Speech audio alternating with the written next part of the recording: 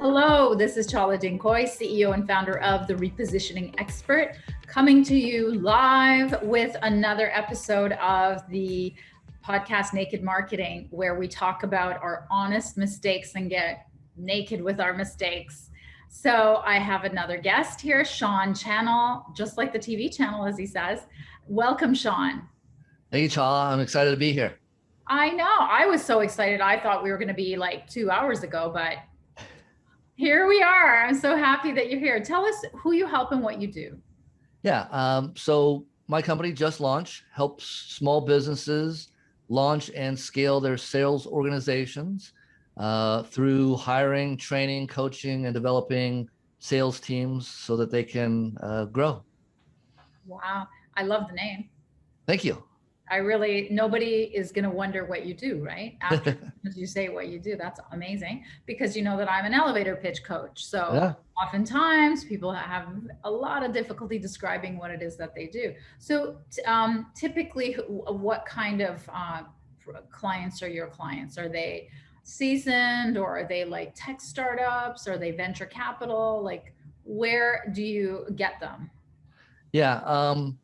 So we find them from a lot of different ways. I'm engaged in speaking gigs, podcasts, referrals, marketing efforts.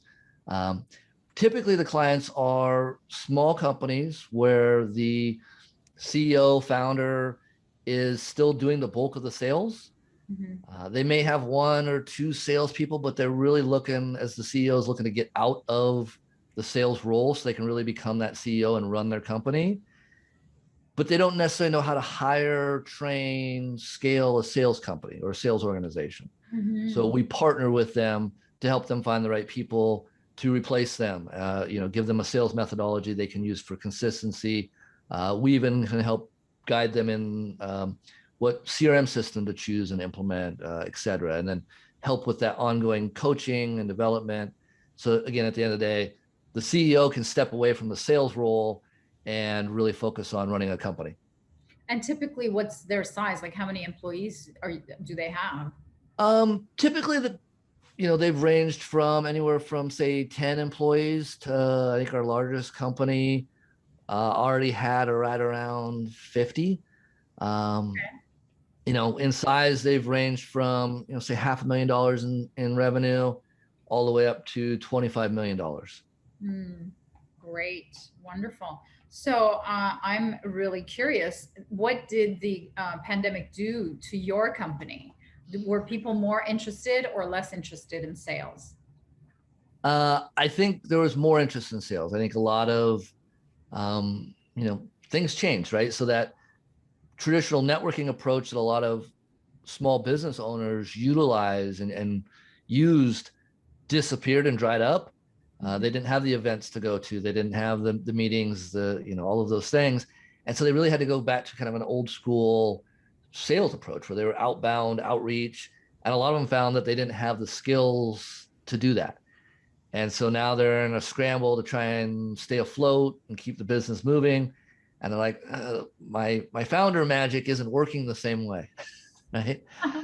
Uh, and so they really had to change up, and that helped us. The other thing is because things have gone so virtual, it allowed us to open up into new markets. I'm training, people in Colombia. I'm working with people. I have clients in Venezuela, so I've been able to kind of go global in scale because people are so used to now this virtual environment. That's wonderful. So I'm so curious because I'm one of those people who had my best year and spoke without lifting my finger once at 16 conferences in, 12 months and, closed enormous amounts of business. And then I'm in Canada. So the borders closed a year and a half ago, and that was it. That was done. So I had to hire coaches to teach me how to convert all my funnels to online. I'm so curious, what is it that you've changed in how you were doing your marketing? Did you were already doing online marketing, or did you, like me, have to turn on a new tap? Yeah, I had dabbled in online marketing, but it was very minimal. It had been, in fact, the first time I was introduced to you and what you do was through the ALC conference last September. Yeah, you were Um, there. yeah, I was one of the speakers. Oh my God. Uh, so, but that was an event we were supposed to do in person in Vegas. Yeah. And then they ended up shifting to online. So, those types of things, it was a scramble. And so I had to look, okay, how do I market myself, my company in new ways? And that's I've been making a lot of mistakes and learning a lot in marketing over the last, year. Well, that's a perfect segue for my next question, which is the whole reason why we're here, is tell us about the biggest mistake that you made in your marketing. So I think the biggest mistake was trying to reach out to too many people. Mm. Um, it was lack of focus in my marketing message. Mm. We so I started off as a sales trainer. I really started off as a salesperson and not a good one. But from a company perspective, we focused really on just sales training. And I still do sales training for corporate clients. That is a stable or a business. What I found though was there was this messaging was, that's a crowded market, Oh yeah. and it's hard to stand out there. And I also didn't, want to, so I didn't want to exclude any, you know, field or industry or any potential client. And so my messaging was very broad. And I think what ended up happening was I sounded very vanilla. I sounded very, you know, run of the mill. There was nothing that made us stand out. That's great. And it was almost by happenstance that a client reached out to me and said, I need more from you than just sales training.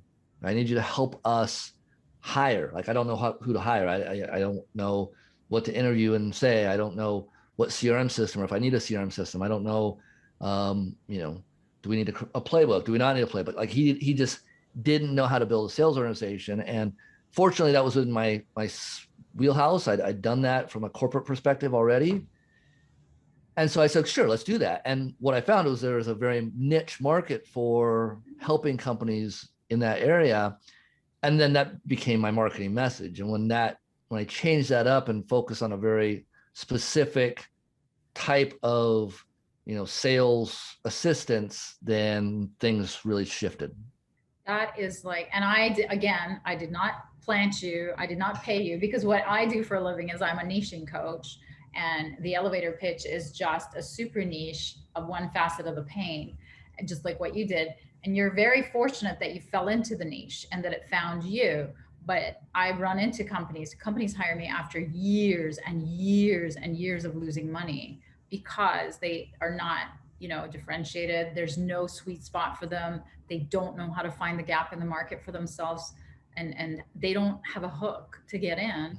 And that's why 18 years I worked for Pepsi, Pizza Hut, Frito-Lay, and I turned down people who were selling to me because I was like, no thank you, no thank you, because I had no reason to even give them a meeting. So tell me about your background. It sounds like you were always in sales. What were you selling? Well, geez. So I've sold a lot of different things, or attempted to anyway. Uh, I started in sales at 19 in real estate, and Ooh, nice. did about 2 years as a realtor. On, Wow. I wasn't good at it. I mean, I That tried. well, at 19, my God, you must have been just the youngest realtor I've ever met. Oh yeah, I was in fact the youngest licensed realtor in Washington State for about a year. Um, so Wow. you know, but I was living at home with my parents. I'd never owned a home. I'd never even had a house for myself. So I wasn't the ideal salesperson.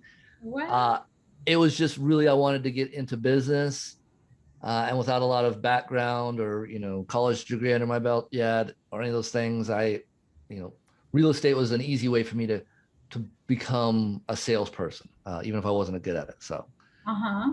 uh, I did a couple stints selling cars, which I wasn't good at either. I did one stint after real estate, and then went to college and got my degree in economics and political science, and then ended up back in car sales. Wow. And then I did door to door for 2.5 years. Wow. What did you sell door to door? So it was products similar to Groupon. So we were advertising companies. So we worked with single clients. Sports teams was a big one for us at the Wow. time. And so we do like ticket packages where you'd get, a couple free tickets. Then you get like a buy one, get one free tickets on certain Door to games. door, door to door. That is rough, man. Yeah, I mean, it's a great learning tool from a sales perspective, even a life Amazing. perspective. It's amazing. Yeah. My God. But I mean, it gets harder and harder as like safety reasons. Now, COVID, that's got to be non-existent. It's unbelievable. Yeah. Oh, wow. Then I went into technology sales, and that for me was where I started finding a lot of success. It was over the phone, but after doing door to door, the It's fear a of rejection was non-existent. Well, I can top that, my friend. I used to sell, are you ready for this? As a student, cemetery property Oh, on the phone. Yeah. I honestly, I worked with a guy who had done that when I did door to door. That's what he had come from, was selling Yeah. uh, plots and such over the phone. And he was like, "This is tougher in some aspects." He's like, "But there's nothing worse than trying to sell someone Death. death." Yeah. Yeah. Yeah. And it's like a social experiment. People view their death. But anyway, I mean, my motto was everyone's got to go. I mean, and you're not wrong. Nobody can argue with that.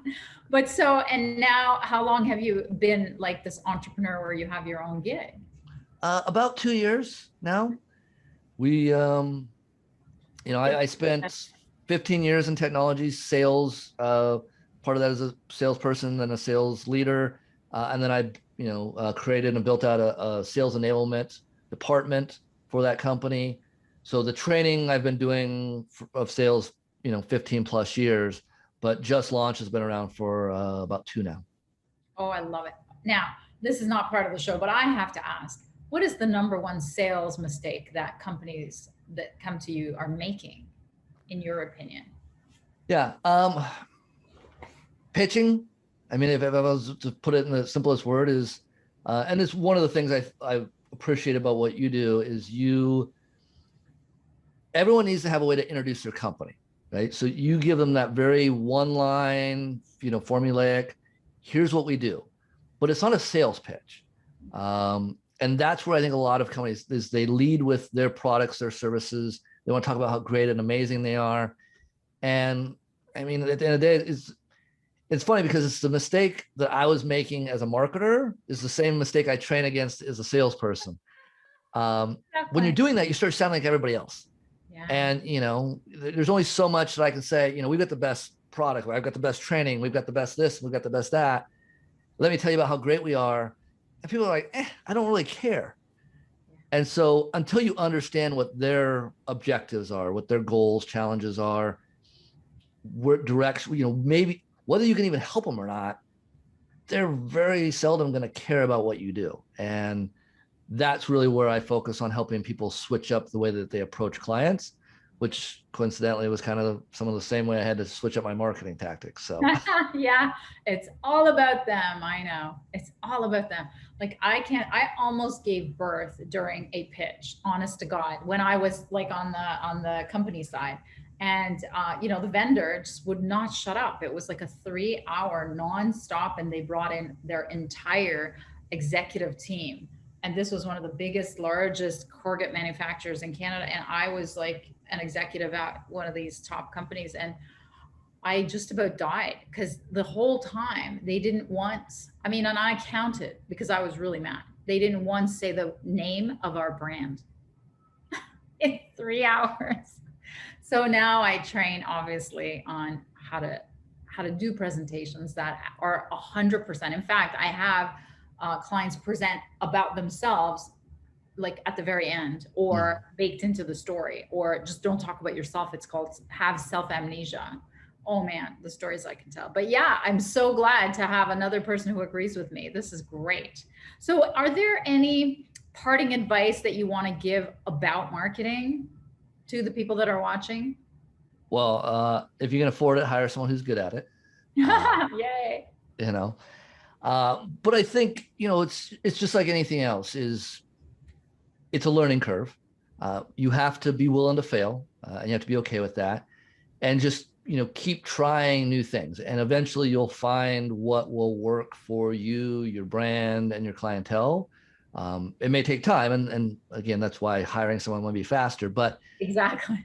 there is a tremendous amount of value in learning at least the basics yourself, right? Understanding that, so that you can, as your, niche maybe shifts, or as your brand changes or your clientele changes, you understand how that's going to impact your marketing. And so you can have influence and at least impact on that, even if you are partnering with somebody else to help you do it. So the more you know, the better. And the only way you're going to learn that is to get out and try some stuff yourself. Awesome. Thank you so much. Now, how can people reach you, Shawn? Sure. Just launch, just hyphen or just dash launch.com. They can check out our online digital courses at Just Launch Videos. Obviously, we're on Facebook, LinkedIn. They connect with us or myself personally. We're doing our best. We even have our own podcast called Just Launch. Thank you so much for being here, Shawn. Thank you. I appreciate it.